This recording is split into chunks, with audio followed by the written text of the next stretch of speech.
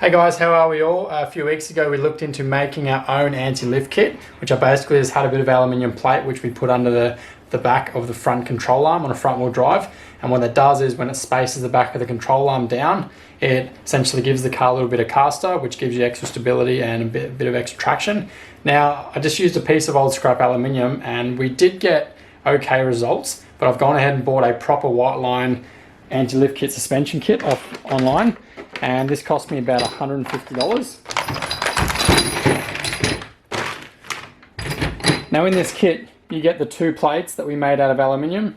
Same thing, just drilled a couple of holes that goes underneath the control arm.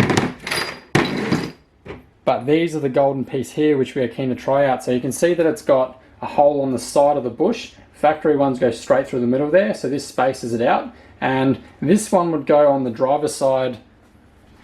Let's say if we've got front right wheel here, front of the control arm, back of the control arm, that slides on like that. So what this would do was it would push the control arm out a little bit, and then same thing, it gives the front a little bit of extra caster.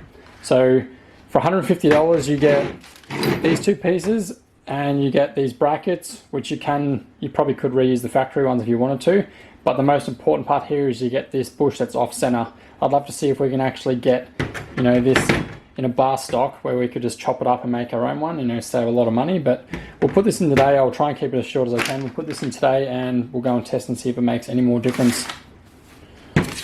Now, instructions. There we are. So the hole there's on the right, same as this.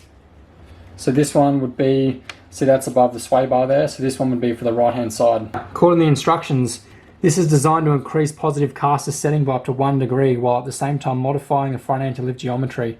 The result is dramatically improved traction, reduced understeer, increased negative dynamic camber, increased vehicle stability and steering feedback. The combined benefits will improve overall handling and traction behaviour. Now it's got the contents there, what you're going to get in the kit, and then it's got some instructions.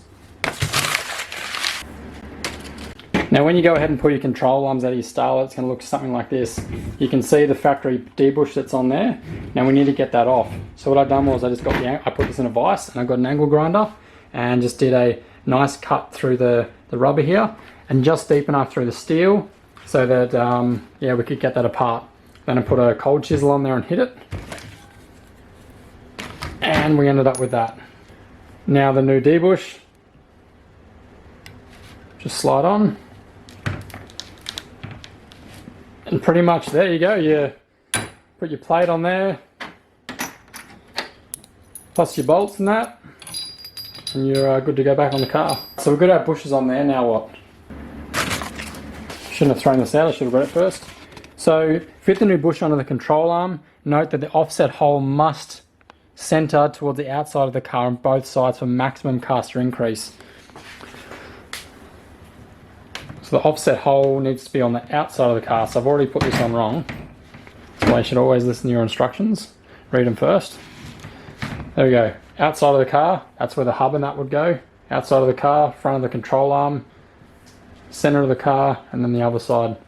Looks like we're good to go. Alright, next instruction. Fit the new metal spacer between the chassis and the bushing. Refit the new mounting bracket, tighten intentional mounting hardware to manufacturer specifications, which is about 2 or 3 ugga-duggas. Alright, final step, lower the vehicle road test. Check wheel alignment and adjust if necessary using slotted holes provided in the new mounting bracket. Seeing as we come this far and you're still here, I'm going to go ahead now, I may as well show you how to chop this off. I'll put it in the vise and we'll put the angle grinder through there and sort that out.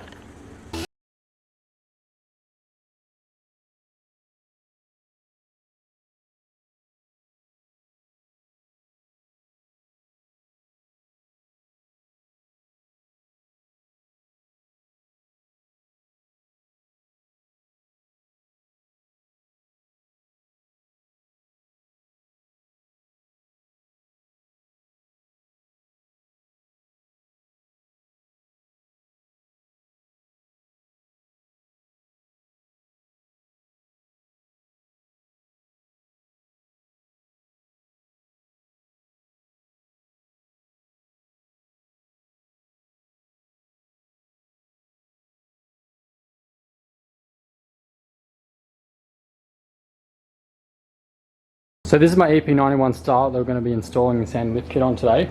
If anyone's been watching the other episodes, we have got the wiring all done. I'm just waiting for a trigger disc to arrive that bolts on the front of the harmonic balancer. But once that arrives, we'll be able to fire it up.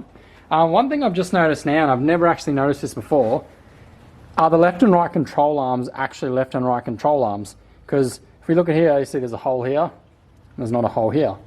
But then if we flip that over, you have hole, hole, hole, hole. Also this hole here is different size. Well, they're the same. And then you flip it over, and it's definitely a different size hole.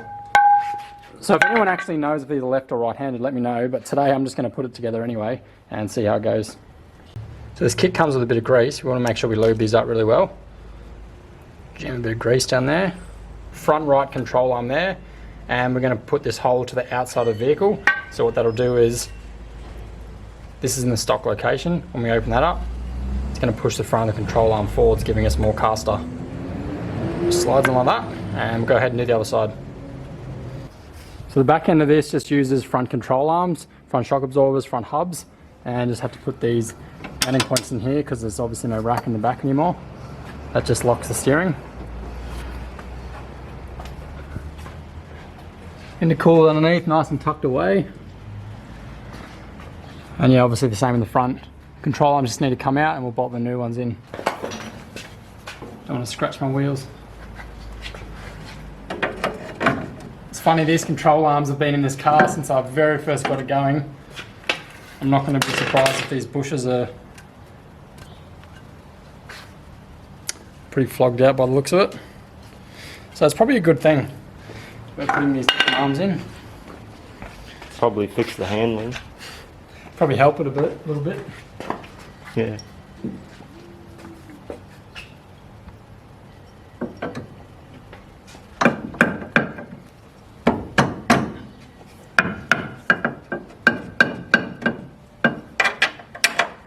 I like to get that front bolt in first because it's easier to line that up first, and then you can go and get all the rest in.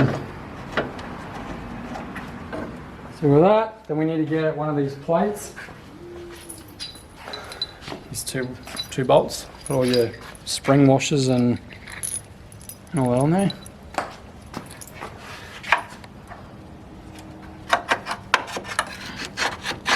Now there's an elongated hole. I've never actually installed one of these before, so let's just try that way and see what happens.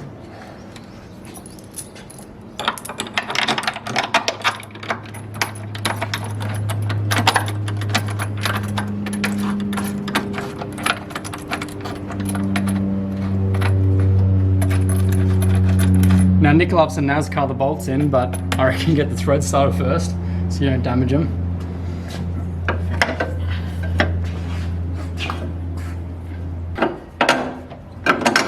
There we go.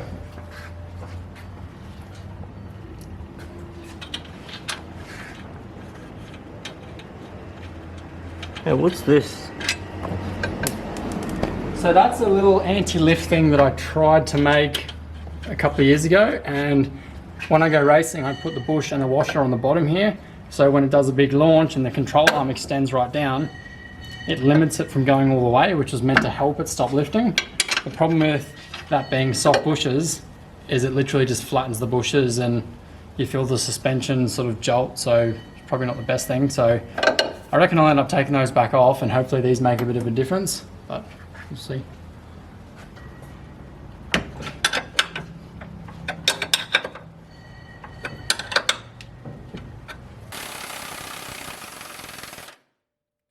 Hi, Bibi.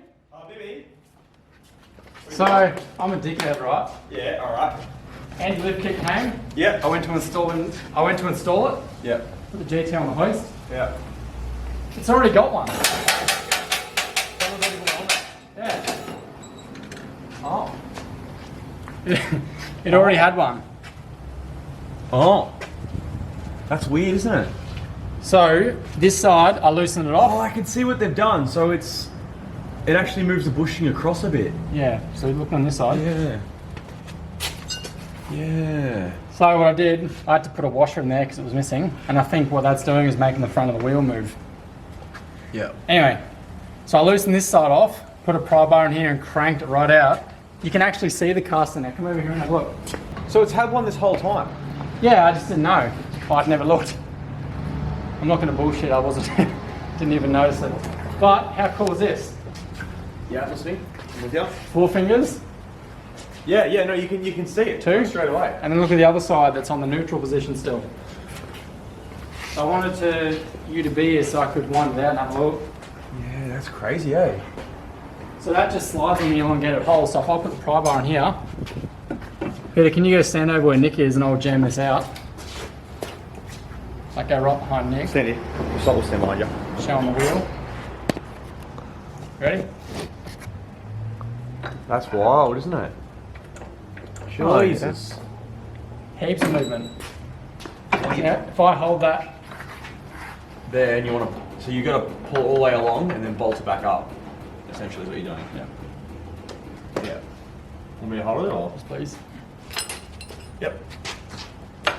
And I'm really happy that this has actually pulled the bottom of the wheel so far forwards that it's noticeable.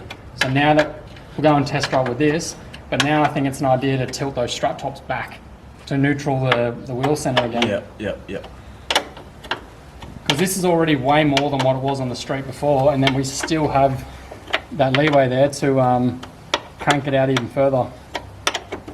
That's sick. That's so funny that you already had one in there.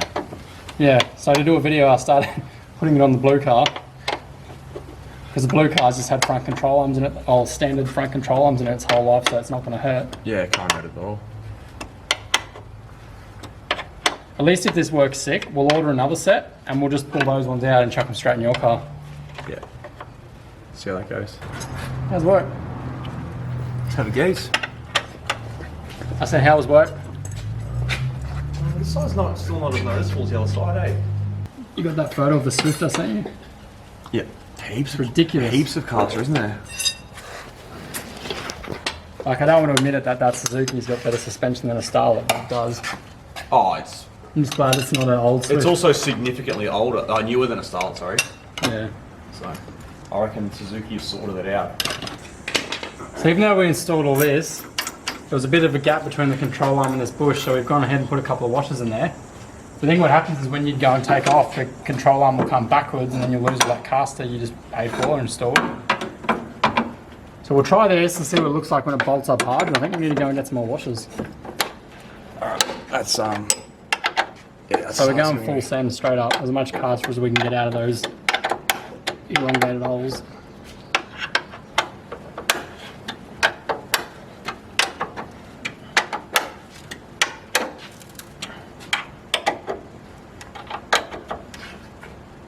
Okay.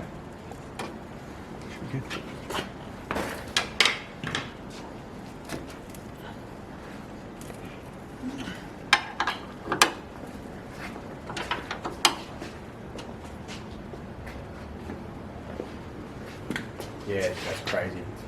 A lot. That's a lot, yeah. That's way more than the GT. You know, if we go and lay the top of the strut Have back, you done the strut tops on this? Nah. Have a look at that.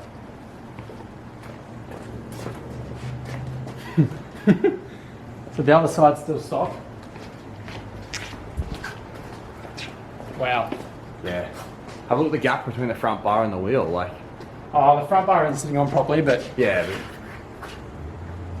yeah, you can see it. It's so good that we've got the GT that we can just, we've got the lift kit in there, but now we can lay the top of the struts back and see if it works rather than doing it on this and going to a race day and going, oh, that's yeah, fucked. we can actually just do it right now. So I think the idea with the crazy caster is when you're at the drag and you try and launch, the car doesn't lift up straight anymore because the shocks aren't straight up in the air. Yeah, the shocks kind of push against it. Push against it. So we're at like 4 weeks delivery and about 45 minutes install time. Oh, the elongated bit goes to the centre, I doesn't don't it? think that matters. Yeah, that's alright. The plate just stays still.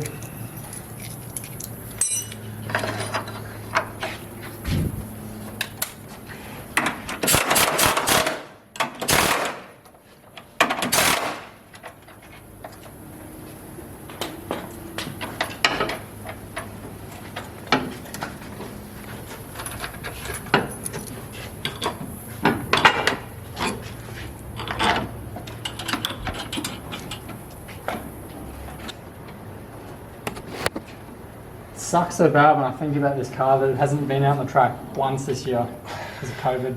I know the feeling, bro. Oh, look, shit, the washers. See, look at the back of the control arm there to this one. Yeah. We don't have any washers, do we? We'll just have to leave it like that until you get washers. That's all right. At least you know it's going to work. It wouldn't actually be bad to redo that one, but another washer on there as well. So look at the play. Do you, also, what about Look at the play there. What about if we thread tapped a hole And put a bolt on it. and put a washer back on that side with a bolt, so it actually holds it into the bush, so it can't move. What I find interesting is that they haven't done something about that. Like, they've made this kit that doesn't quite... It just sits there. Yeah, why? In hopes that it stays still.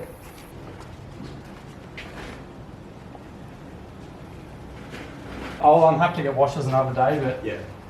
You can probably get ones of smaller size as well. Because these ones kind of jiggle a bit. so if I've done the strut tops, going up on the hoist, and this is my sick plan. Turn the strut top 90 degrees, and hopefully the bolt holes line back up, which they already look like they're not going to. No. Different size. You have to re-drill.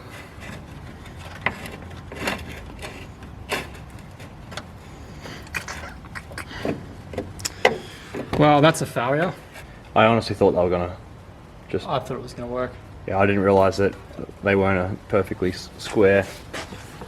Alright, well we may as well just leave it then and go and test it with our maximum caster adjust.